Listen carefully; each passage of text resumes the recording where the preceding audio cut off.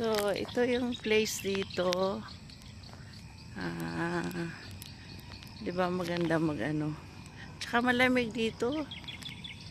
So, diyan si Papi sa unahan ko.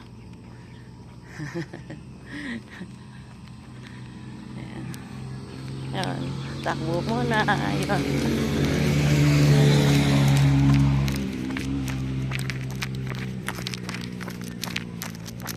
Pi. Ayan.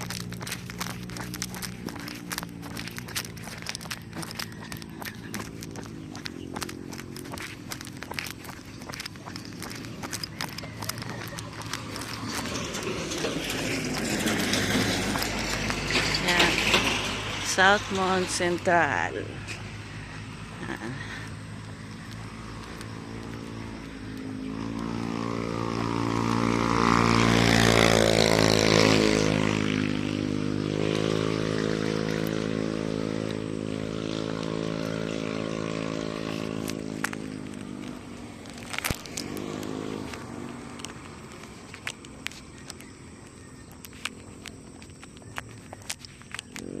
Ay.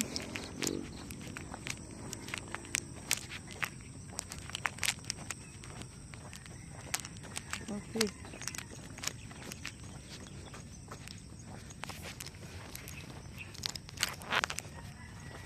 Yan si Papi sa unahan ko. Pababa kami. Actually, pumunta kami dito. Sumakay kami sa motor kasi medyo malayo din ang lugar na to sa amin. Pero dati, nilalakad naman namin. Pero medyo malayo at saka pag pa 7 na ng umaga, may ano kasi doon, may guard house na hindi na nila ina-allowed yung mga tao papasok dito pag naglalakad kasi maraming sasakyan na nadaan. So para makapasok kami, sumakay na kami ng motor. Tapos pinark na lang namin somewhere. Tapos yun, maglalakad, mag-jogging. Yun. Kaya maingay. Pasensya na po sa ingay.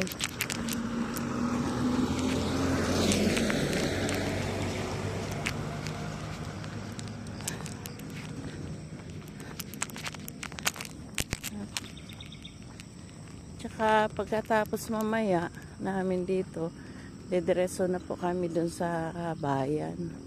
Kasi bibili kami ng mga tanim.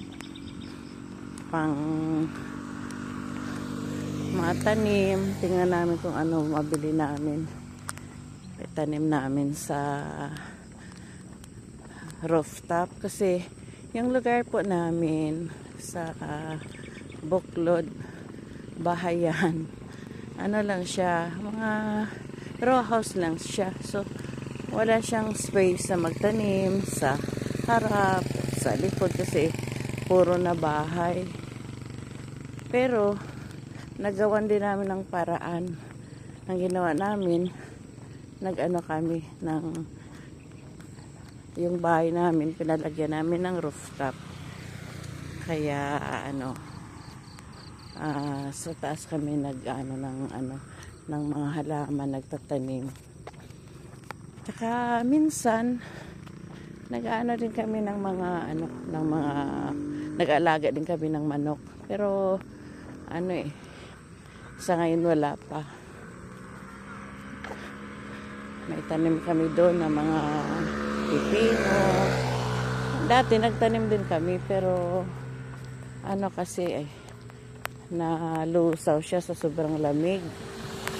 Pangit pala yun. Yung sobrang lamig yung pipino. Na siya nalulusaw. Tapos yung talong. Pero dati nakapagtanim kami. Ang dami namin na harvest. Kahit 2 puno lang. Ang dami pala. Pala yung pipino. Pala bunga.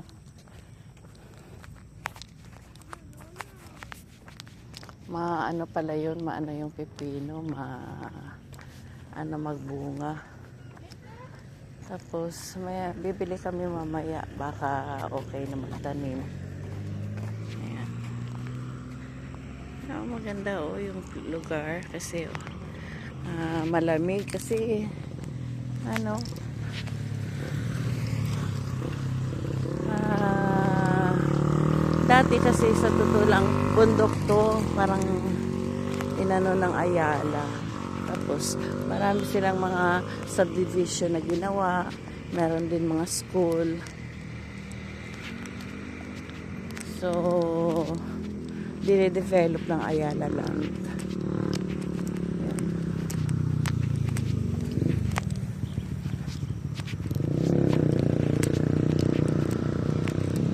Ang dami dumadaan. Kasi ito, yung lugar na to, from Tartaya sa highway, pwede ka ditong dumaan papuntang Silang Bayan. Hindi naman daw to shortcut kasi pag dito ka dadaan mas matagal. Kaso lang, walang traffic. Unlike doon ka dadaan sa highway na traffic. Kaya kahit medyo malayo, maraming dumadaan dito pag pupunta ng bayan ng Silang.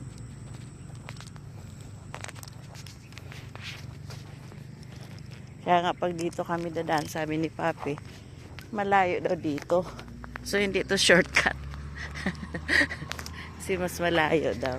Kasi marami kang paikot-ikot na daanan, paikot-ikot yung kalsada.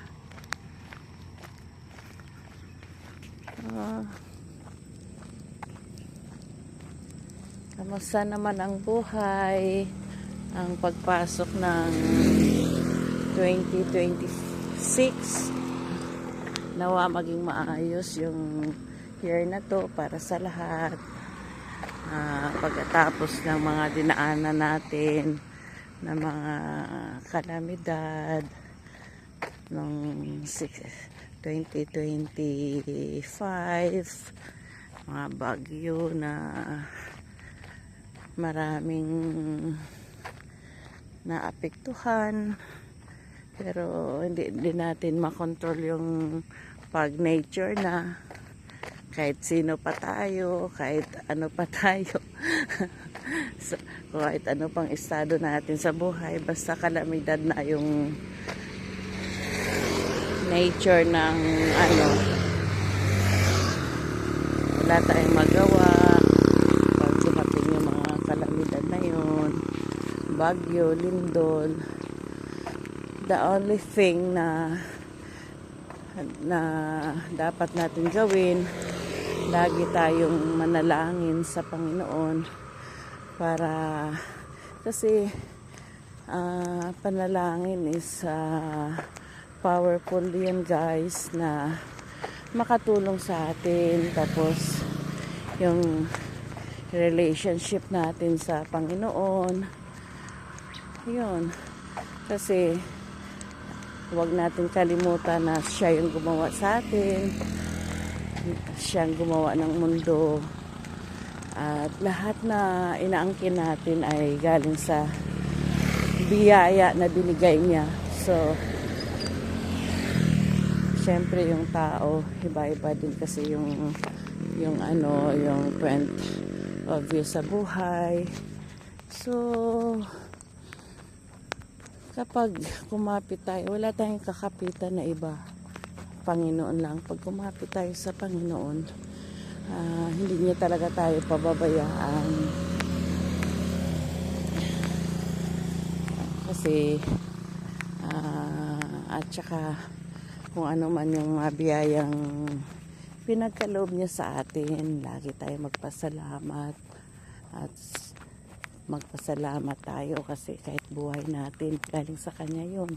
Kasi wala tayong magawa kung talagang kukuhanin na tayo. So lahat naman tayo ay mawawala sa mundong ibabaw. The best thing na handa na tayo at saka ang pagpapayaman ay hindi dapat dito sa world papayaman ka ng material things, kasi once na namatay na tayo, hindi naman natin yun madala sa karyaan ng Panginoon. So magpapayaman tayo ng mga mabuting gawa, lalo na po sa ating kapwa. Ang pinakamalagang, kasi 'di ba, mayroon tayong 10 utos ng Diyos. 'Di ba, dati nung time ni Moises is 631 yun. Nung dumating na si Jesus sa world, ginawa na lang 10. Pero yung 10 yun, parang inano sa dalawa, nandun na sa dalawa. Mahalin mo ang Diyos higit sa lahat at mahalin mo yung kapwa mo tulad na yung sarili. So yung kapwa natin, big responsibility po natin sa ating buhay. Siyempre,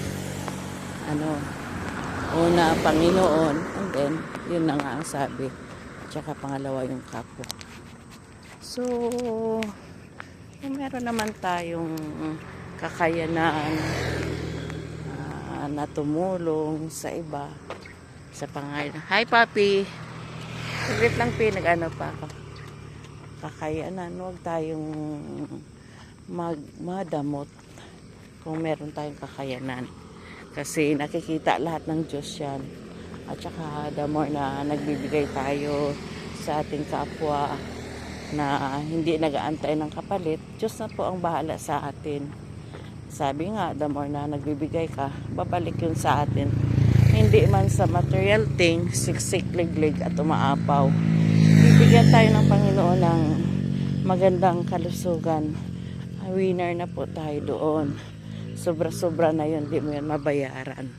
Kasi marami ka nga ang kayamanan, tapos may sakit ka naman, so useless lang din, hindi mo rin ma-enjoy yung So mahaba na guys yung ko, kasi i-upload ko to for premiere. So kukuha na lang po ako ulit. Ingat po tayong palagi. Ingat po tayo palagi. Una sa lahat,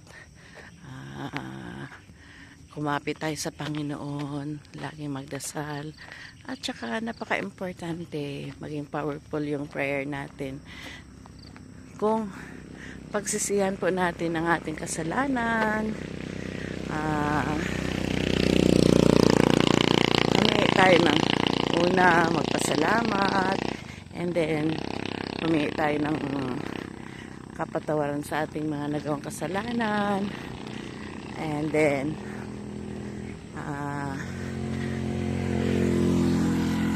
pag-pray natin yung ating kapwa.